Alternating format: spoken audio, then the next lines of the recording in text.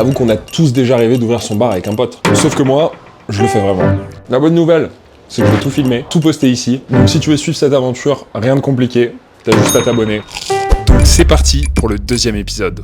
Alors, après avoir brassé dans un garage puis dans une vraie brasserie à Montpellier, je voulais aller plus loin. J'avais déjà la pratique, mais je voulais me perfectionner avec une formation plus théorique. Alors j'ai pris un billet pour le Canada. Pourquoi là-bas ? Pour plusieurs raisons. Déjà parce qu'on m'avait beaucoup recommandé cette formation, mais aussi parce que les Canadiens, c'est des tueurs en bière artisanale. Le marché canadien, il s'est développé 10-15 ans avant le marché français, donc forcément, ils ont un peu plus d'expérience. La formation, elle était intensive, complète et surtout un peu moins chère que les équivalents en France. Et pour finir, évidemment, j'avais envie de voyager. C'est sûr que le Canada et Montréal, c'est un peu plus sexy que La Rochelle ou Nancy, qui sont les options pour se former en tant que brasseur en France. Bref, c'était incroyable. On a bossé la bière sous tous ses angles, des principes biochimiques pour comprendre réellement ce qui se passe à toutes les étapes du brassage et de la fermentation, des matières premières à la formulation des recettes, en passant par la fermentation et le conditionnement, les machines, les processus de nettoyage, les mesures d'hygiène, la réglementation et j'en passe. Bref, c'était dense, concret et passionnant. J'ai pu réellement comprendre et maîtriser un peu plus le savoir-faire qui se cache derrière chaque pinte. Et puis évidemment,